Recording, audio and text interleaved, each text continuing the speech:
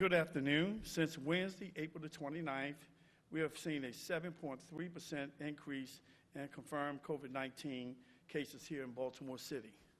As of this morning, the city has 2,162 reported cases, 442 people hospitalized with COVID-19, and 102 deaths.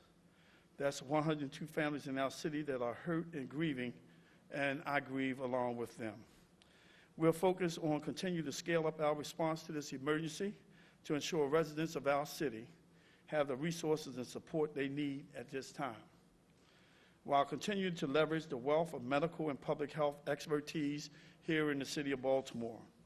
Over the last few weeks, we have made great strides to provide the necessary resources and supports to the residents of Baltimore City as it relates to food access, health information, testing, virtual learning, and financial relief. I want to remind residents that they are encouraged to call their doctor or 211 for coronavirus symptoms screening and to be connected to a physician for assessment. Today, I want to focus on an outpouring of love and generosity that we've been seeing across the city.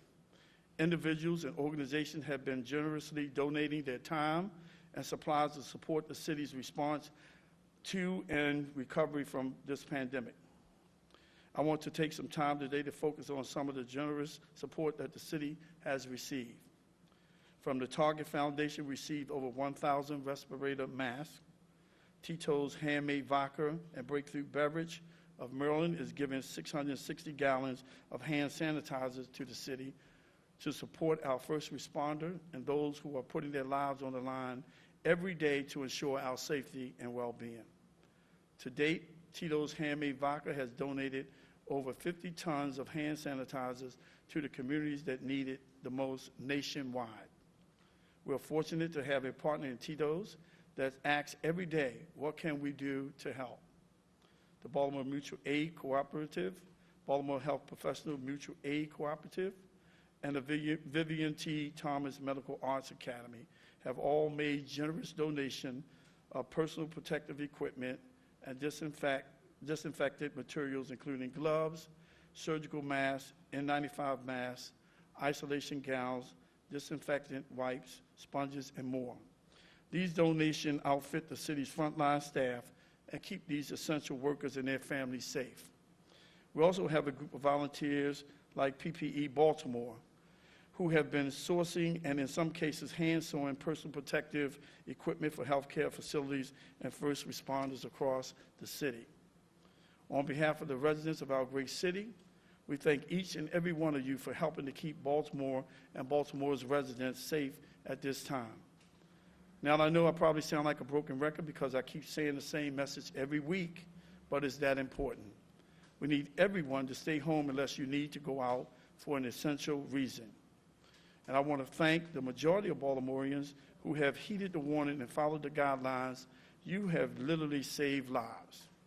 Now I will ask Baltimore City Health Commissioner Letitia Zavasa to update you on our COVID response and our work to support the residents of Baltimore. Good afternoon. Thank you, Mayor Young, for your leadership, and thank you to our partners and my colleagues for their continued efforts to support Baltimore City during this COVID-19 pandemic. It's been a little over 6 weeks since Mayor Young declared a state of emergency in Baltimore City as a result of the COVID-19 pandemic. During this period, we've continued to see the situation rapidly evolve. As the situation changes on the ground, so does our understanding of the novel coronavirus that causes COVID-19. Just this week, the Centers for Disease Control and Prevention announced that in addition to the frequently encountered symptoms of fever, cough, and shortness of breath, COVID-19 patients are also experiencing the following: chills, repeated shaking with chills, muscle pain, headache, sore throat, and/or new loss of taste or smell. If Baltimore City residents are experiencing these new symptoms in addition to cough, fever, and shortness of breath, please contact your primary care physician for further direction.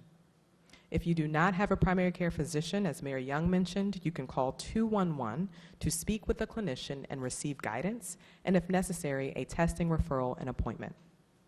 I'd like to stress the importance of frequently visiting our website, coronavirus.baltimorecity.gov, as we are constantly updating our site with newly available information about COVID-19. However, while new information about the coronavirus continues to come out, we do know that the coronavirus remains a respiratory illness spread by droplets in the air. Because of this, social distancing, washing of hands, as well as wearing masks, and above all else, staying home as much as possible remain the best ways to stop the spread of disease.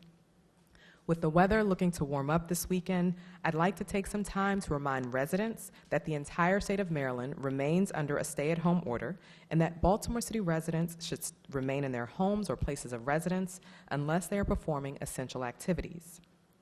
A few essential activities as defined by this order include driving to and from work, or if you are an essential employee, obtaining necessary supplies or services for oneself or family, such as food or medicine, and engaging in activities essential for mental health and physical well-being, like running, biking, or walking the dog.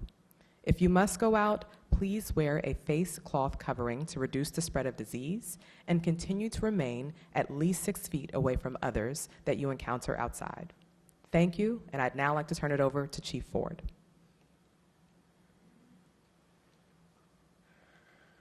Thank you, Dr. Jaraza. Thank you very much, Mayor, for your calm and extraordinarily competent leadership in this unfortunately untoward once-in-a-lifetime event. Good afternoon, everyone. We understand that this is a challenging time for everyone, especially first responders, and all the essential employees serving on the front lines. Understandably, COVID-19 has changed the way we all deal with everyday life. And the men and the women of the Baltimore City Fire Department remain dedicated in serving this great community. To that end, we have taken numerous measures to safeguard our members by issuing informational bulletins specifically related to COVID-19. Also by releasing videos via social media in response to members' questions and concerns, while also stressing the importance of wearing the proper PPE. As first responders, we are more vulnerable to COVID-19, and unfortunately, there's no way to get around it. Since its inception, we've had 14 members test positive for COVID-19, and an overall total of 91 members who were off-duty quarantined. I want to thank all the members of the Baltimore City Fire Department, not just for their continued service and selflessness, but I want to also thank all of our members for their compassionate and unwavering service. I also want to recognize a few other members that are, a few other of our partners, agencies. Heart to Heart, Transportation, Tailor-Made Transportation Services. Those two entities stepped in during the surge event where we brought in outside transport units to handle low acuity calls. The University of Maryland Medical System, Johns Hopkins Hospital, and quite frankly, all frontline workers who have put themselves out there to offer the best service that the country has to offer that we definitely have in here in the city of Baltimore during this time. To date, we are still following the recommendation of our health officials at the local, state, and federal level for the protection of everyone. And we will remain proactive and focused on limiting our exposure to COVID-19 as much as possible.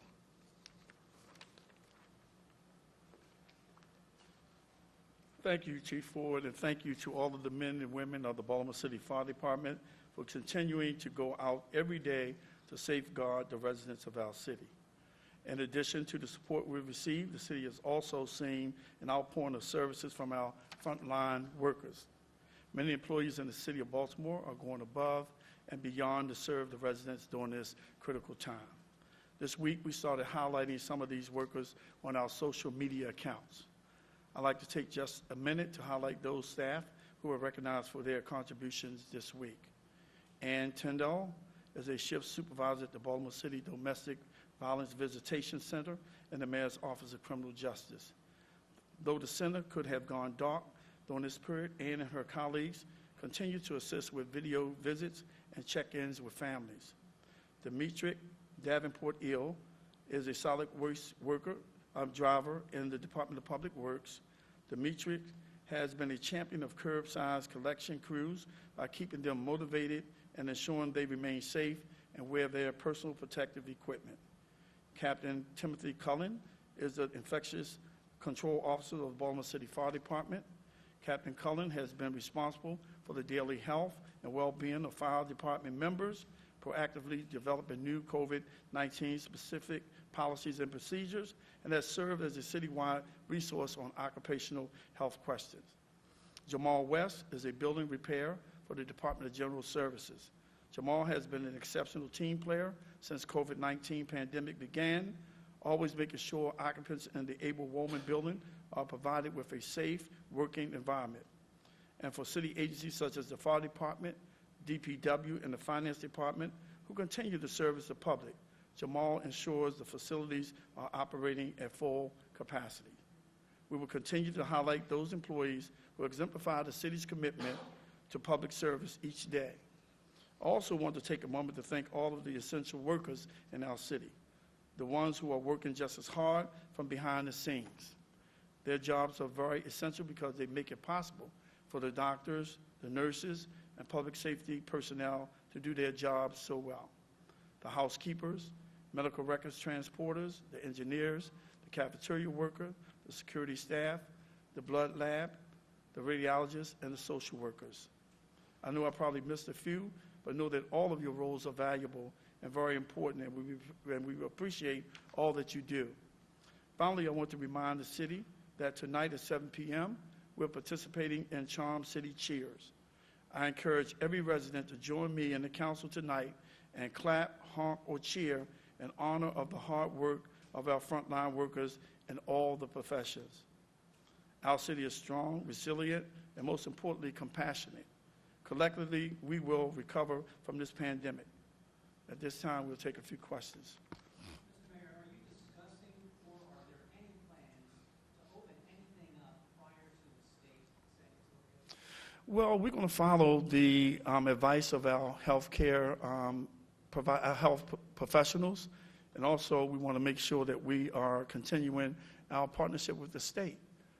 We want to make sure that when we start opening, that we have slowed the curve, and that it's safe for people to report back to work, making sure we have the PPEs and the equipment that we need to keep our employees safe. So the governor hasn't said anything yet. All the health experts that I've been listening to have said that it's too early to even considering opening up, and that's been across the country. So I'll let my health commissioner speak to that. Mr. Mayor, there are still 400 people staying in city-run shelters. Is there a plan to rehouse them?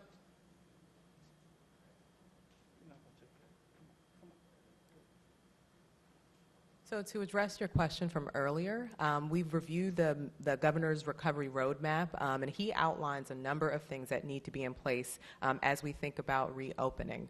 Certainly having wide access to testing is one of those things, being able to do contact tracing, again, at a very broad level, given the number of cases we anticipate, being able to provide PPE for healthcare workers, and being prepared for medical surge as well. So I will say, the city is thinking through recovery, and the health department is putting together guidelines to guide how we would support recovery across city services. Commissioner, have you got any word from the state as to distribution of these tests that were purchased from South Korea that now do have approval from the FDA? Has the city been given any indication of what allotment of that might come citywide? So I would defer all those questions back to the Maryland Department of Health. And I want to follow up what you just said. Have you met any of that criteria before you consider opening, the testing, the tracing, et cetera, et cetera? I think we're all actively working towards it across the state. We're trying to build up our workforce with regards to contact tracing. We've brought back a number of other individuals within our department to support contact tracing and are working with university partners to support that as well. Again, testing ideally is becoming much more accessible with the addition of tests to the state. And again, we continue to support our healthcare workers with PPE allotments that we receive from the state. Do you have an update on more testing sites in the city and what criteria specifically is being used to pick the new ones? Yeah, so we're using the similar data that you see on our dashboard to understand where the greatest need is and where we're seeing the highest prevalence. We continue to think through other potential locations, especially if there's an influx of testing, and would certainly consider expanding some of our current locations as well. Other than 21215, are you seeing emerging hotspots anywhere? Are there specific zip codes you're keeping an eye on? So 21218, where Clifton Park is located, it has the second highest number of cases. So that's the other spot that we're seeing as well. Anything else? Mr. Mayor, question about the crime. The numbers are going down. The commissioner just made a report that homicide is solving 60+%. Anything? I will let the commissioner speak to that.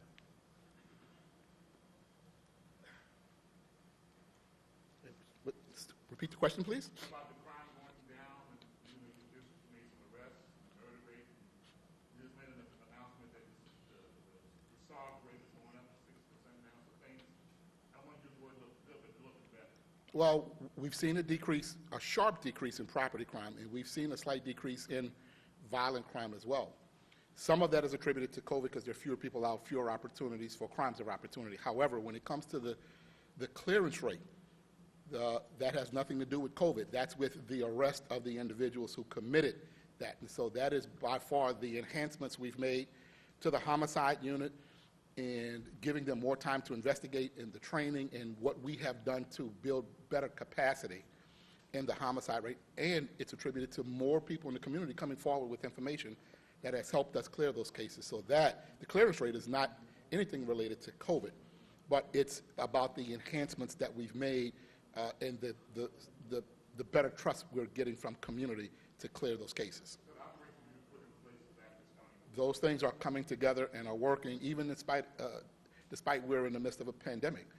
The officers are showing up every single day and investigating and patrolling and responding to citizens' calls and are going far beyond the call of duty. And all of it is working together at the same time. You have a new aid today with the planes going around? That started just a short while ago this afternoon for the first flight that has now started, the air program. All right. Commissioner Harrison, are you concerned that the city being under a stay-at-home order will skew any of the data from the aerial surveillance pilot? Well, the data will be what it will be, and we will use the data to inform us, and that's what this is, an experimental pilot program. Though there are fewer people out, and we're seeing a somewhat of a drop in violent crime, but a sharper drop in property crime. We did not know COVID would be here, and we don't know how long it will be here. And so it was important that we got the programs started. Thank you. We're going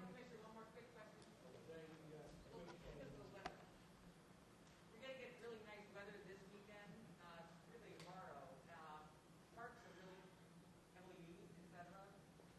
I think that what the city has perhaps an opportunity to do some things different than other jurisdictions might do them on a different timetable, like Ocean City, Maryland may do some things on a different timetable.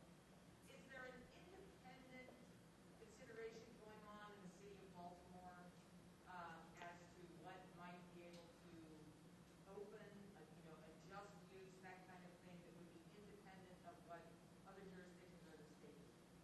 So again, the health department has actually drafted some recovery guidelines, take into consideration the different areas and services provided by the city as compared to other jurisdictions. So what we've drafted is very specific to city services.